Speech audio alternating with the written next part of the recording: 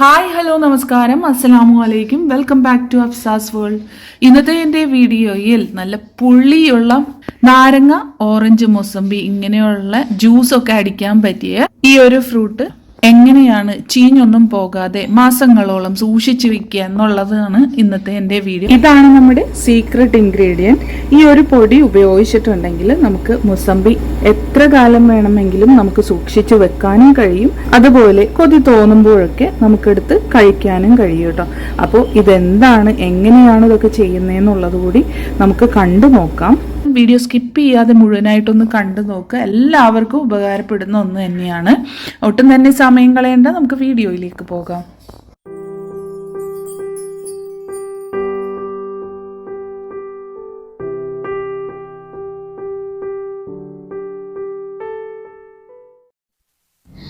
If you are watching our video for the first time, please subscribe our channel and hit the bell button to enable it. Like, comment and share. നമുക്ക് സാധാരണ ഓറഞ്ചോ മൊസമ്പിയോ നാരങ്ങയോ ഒക്കെ കിട്ടുന്ന സമയത്ത് ഒരുപാട് ബൾക്കായിട്ട് കിട്ടുമ്പോൾ ചീഞ്ഞൊന്നും പോകാതെ നമുക്കതെല്ലാം ഉപയോഗിക്കാൻ വേണ്ടിയിട്ടുള്ളൊരു ടിപ്പാണ് പറയുന്നത്.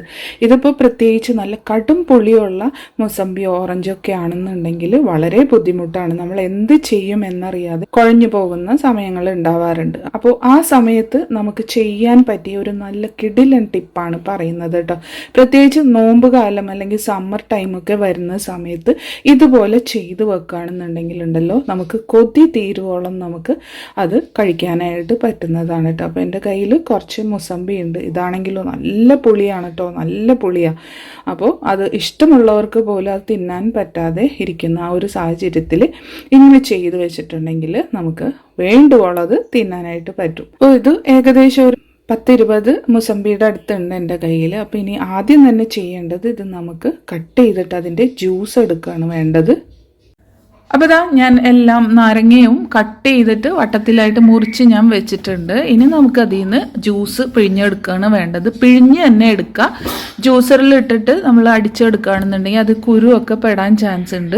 ഒരു കുരു പോലും പെടാതെ വേണം നമുക്ക് ജ്യൂസ് എടുക്കാനായിട്ട്. അപ്പോൾ അരച്ചൊക്കെ എടുക്കുകയാണെന്നുണ്ടെങ്കിൽ നന്നായിട്ട് കഴിക്കും. പ്രത്യേകിച്ച് ഓറഞ്ച്, ലെമൺ അങ്ങനെയൊക്കെ ഉള്ളതാകുമ്പോൾ കുരു വന്നു കഴിഞ്ഞാൽ നന്നായിട്ട് കഴിക്കും. അപ്പോൾ കയ്പില്ലാതെ നമുക്ക് സൂക്ഷിക്കുകയല്ലേ വേണ്ടത്.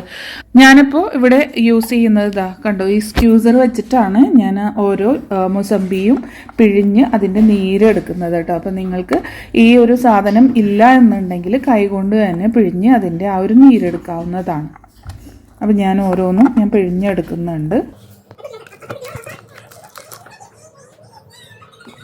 അങ്ങനെ ഇതാ ഞാൻ ആ ഒരു 20 മുസമ്പി ഉണ്ടായിരുന്നത് ജ്യൂസ് എല്ലാം പിഴിഞ്ഞെടുത്തിട്ടുണ്ട് കേട്ടോ. അപ്പം ഞാനിത് അരിച്ചിട്ടില്ല. ഇനി നമുക്കിതൊരു ഗ്ലാസ്സിലേക്കോ കപ്പിലേക്കോ അരിച്ചൊഴിച്ചെടുക്കണം. കാരണം ഇതിൽ കുരുവൊക്കെ ഉണ്ട്. അപ്പോൾ അതെല്ലാം മാറ്റി ഒന്ന് അരിച്ച് എടുക്കാം. അരിച്ചെടുത്ത മൊസമ്പി ജ്യൂസാണിത്. ഇനി നമുക്കിത് ഒരു ഭാഗത്തേക്ക് മാറ്റി വെക്കാം. ഇത് ഏകദേശം ഒരു 1.5 ലിറ്ററോളം ഉണ്ടാവും കേട്ടോ. അപ്പോൾ 23 മൊസമ്പി ഞാൻ പിഴിഞ്ഞെടുത്തതാണ്. അതിൽ നിന്ന് ഒരു 1.5 ലിറ്റർ ജ്യൂസ് കിട്ടിയിട്ടുണ്ട്. ഇനി അത് ഒരു ഭാഗത്തേക്ക് മാറ്റി വയ്ക്കാം. അതിനുശേഷം അടുത്തതായിട്ട് ഞാനൊരു പാൻ എടുത്തിട്ടുണ്ട്. ഇനി ഇതിലേക്ക് 4 കപ്പ് പഞ്ചസാര ഞാൻ അളന്ന് ഇട്ട് കൊടുക്കുന്നുണ്ട്. ഇത് 250 ml കപ്പാണ്. അപ്പം അതിലേക്ക് 4 കപ്പാണ് ഞാൻ അളന്നിട്ട് കൊടുക്കുന്നത്. ഇതിലേക്ക് ഒരു 1/4 കപ്പ് അളവിന് ഞാൻ വെള്ളം ഒഴിച്ചു കൊടുക്കുന്നുണ്ട്. ഇനി ഇത് നമുക്ക് നന്നായിട്ടൊന്ന് തിളപ്പിച്ചെടുക്കാം. അപ്പോൾ ഇത് നമ്മൾ പഞ്ചസാര മെൽറ്റ് ചെയ്യാൻ വെച്ചത് നന്നായിട്ടൊന്ന് ആയി വരുന്നുണ്ട്. ഇനി ഈ ഒരു സമയത്ത് നമുക്ക് ഒരു സാധനം കൂടി ചേർത്ത് കൊടുക്കണം. 1/4 കപ്പ് ഇഞ്ചി അരച്ചെടുത്തതാണ് കേട്ടോ. അത് ഞാൻ ഈ ഒരു സമയത്ത് ചേർത്ത് കൊടുക്കുന്നുണ്ട്. അതിൻ്റെ കൂടെ തന്നെ ഒരു 1/4 കപ്പ് വെള്ളം കൂടി ഞാൻ ചേർത്ത് കൊടുക്കുന്നുണ്ട്. ഇഞ്ചി ചതച്ചതിൻ്റെ ആ ഒരു കട്ടകളൊക്കെയാണ് കേട്ടോ ഇതിലൊക്കെ എടുക്കുന്നത്. അത് നമുക്ക് ഒന്നുകൂടി അരിച്ചെടുക്കാനുണ്ട്. അപ്പോൾ 1/4 കപ്പ് വെള്ളം കൂടി ചേർത്ത് കൊടുക്കുന്നതും നമ്മൾ ഉണ്ടാക്കുന്ന പഞ്ചസാര സിറപ്പ് അത് ഒറ്റനൂൽ പരുവം ആവണമെന്നൊന്നുമില്ല. അതുകൊണ്ടാണ് ഞാൻ ആ ഒരു 1/4 കപ്പ് വെള്ളം കൂടി ചേർത്ത് കൊടുത്തിരിക്കുന്നത്. ഇനി ഇതൊന്ന് നന്നായിട്ട് തിളച്ച് ആ ഒരു ബാക്കിയുള്ള ആ ഒരു പഞ്ചസാരയൊക്കെ ഒന്ന് നന്നായിട്ട് മെൽറ്റായി കിട്ടുന്നത് വരെ ഒന്ന് ഇളക്കി കൊടുക്കാം. ഞാനിവിടെ 1/4 കപ്പ് മാത്രമേ ഇഞ്ചി അരച്ചു ചേർത്തിട്ടുള്ളൂ. ഇഞ്ചിയുടെ ടേസ്റ്റ് ഇഷ്ടമുള്ളവർക്ക് കുറച്ചുകൂടി ചേർത്ത് കൊടുക്കാം. 1/2 കപ്പോളം ഒക്കെ ഇഞ്ചി അരച്ചത് ചേർത്ത് കൊടുക്കാം. കാരണം അതിന്റെ സ്മെല്ല് ഒരു പ്രത്യേകതയാണല്ലോ. ഇഞ്ചിയും പഞ്ചസാരയും ഒക്കെ ചേർത്തിട്ടുള്ള ആ ഒരു വെള്ളം നന്നായിട്ട് തിളച്ച് വന്നിട്ടുണ്ട് കേട്ടോ. ഇനി നമുക്ക് ഈ ഒരു സമയത്ത് നമ്മുടെ ജ്യൂസ് ആഡ് ചെയ്ത് കൊടുക്കാം, മുസംബി ജ്യൂസ്.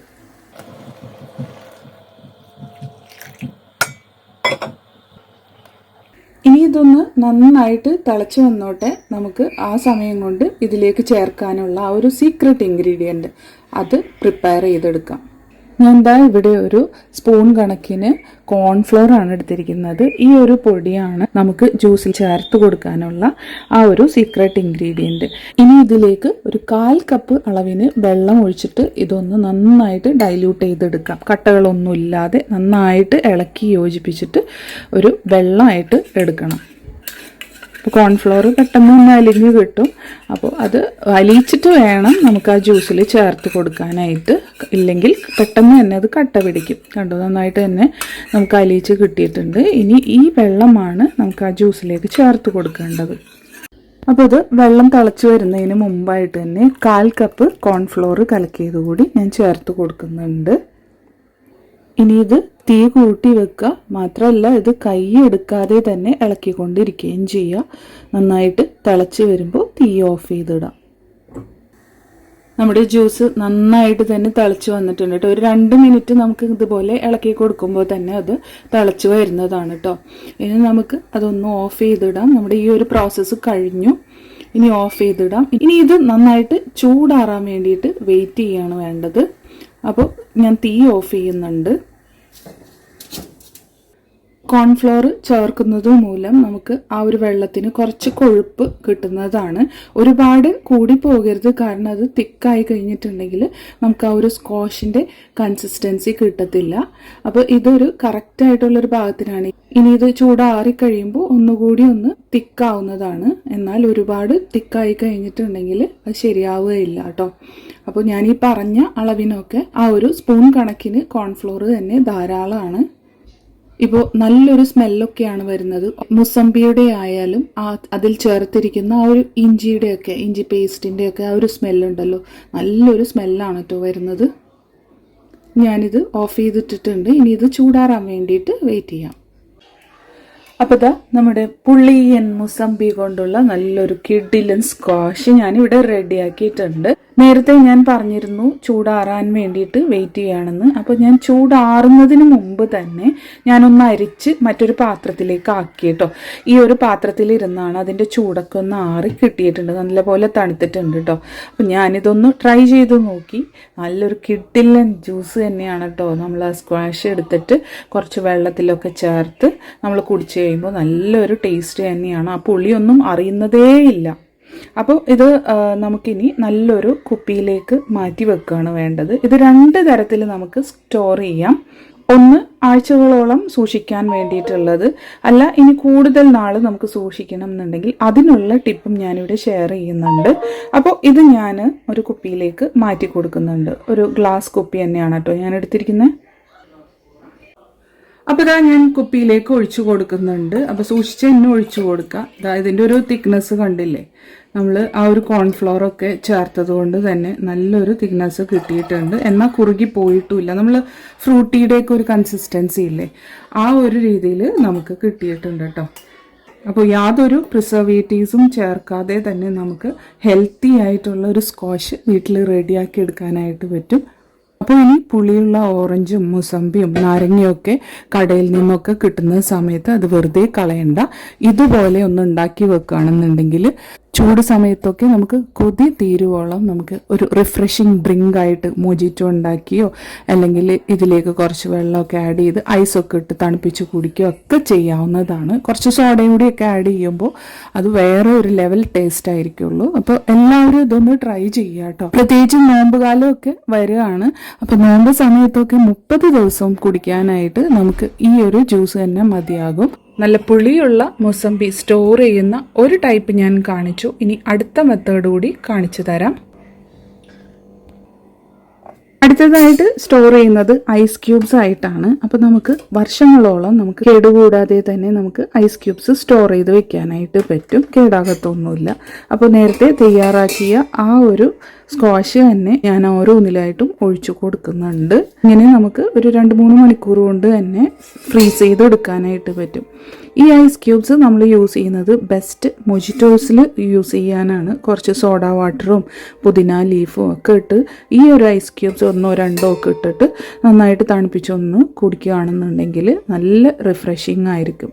അപ്പോൾ സമ്മറിൽ ഏറ്റവും അധികം യൂസ്ഫുൾ ആയിട്ടുള്ള ഈ ഒരു ടിപ്പ് നിങ്ങളെല്ലാവരും പരീക്ഷിച്ച് നോക്കുക. നോമ്പിൻ്റെ സമയത്തൊക്കെ വളരെയധികം യൂസ്ഫുൾ ആയിരിക്കും. അപ്പോൾ ഇനി ഞാനിത് തണുപ്പിക്കാനായിട്ട് വെക്കുന്നുണ്ട്. ഐസ് ക്യൂബ്സ് ആക്കി എടുത്തിട്ട് ഒരു സിപ്പ് ലോക്ക് കവറിലാക്കിയിട്ട് ഫ്രീസറിൽ സൂക്ഷിക്കുകയാണെന്നുണ്ടെങ്കിൽ നമുക്ക് ആവശ്യത്തിനനുസരിച്ചിട്ട് ഉപയോഗിക്കാവുന്നതാണ്. അപ്പോൾ ഇന്നത്തെ എൻ്റെ വീഡിയോ നിങ്ങൾക്ക് എല്ലാവർക്കും ഇഷ്ടപ്പെട്ടു എന്ന് വിചാരിക്കുന്നു. വീഡിയോ ഇഷ്ടപ്പെട്ടാൽ ലൈക്ക് ചെയ്യാനും ഷെയർ ചെയ്യാനും കമൻറ്റ് ചെയ്യാനും മറക്കല്ലേ ഫ്രണ്ട്സ്. അതുപോലെ സബ്സ്ക്രൈബ് ചെയ്യാതെ കാണുന്ന കൂട്ടുകാരാരെങ്കിലും ഉണ്ടെങ്കിൽ ഒന്ന് സബ്സ്ക്രൈബ് ചെയ്തുകൂടി സപ്പോർട്ട് ചെയ്യണേ. തൊട്ടടുത്തുള്ള ബെല്ലൈക്കൺ ഓൾ എന്നുള്ളത് എനേബിൾ ചെയ്താൽ ഞാൻ ഇനി ഇടുന്ന പുതിയ പുതിയ വീഡിയോസ് നിങ്ങൾക്ക് നോട്ടിഫിക്കേഷൻസ് ആയിട്ട് കിട്ടുന്നതായിരിക്കും. അപ്പോൾ ഇൻഷാ അല്ലാഹ് മറ്റൊരു വീഡിയോ ആയിട്ട് വരുന്നത് വരേക്കും എല്ലാ കൂട്ടുകാർക്കും താങ്ക് യു ഫോർ വാച്ചിങ്.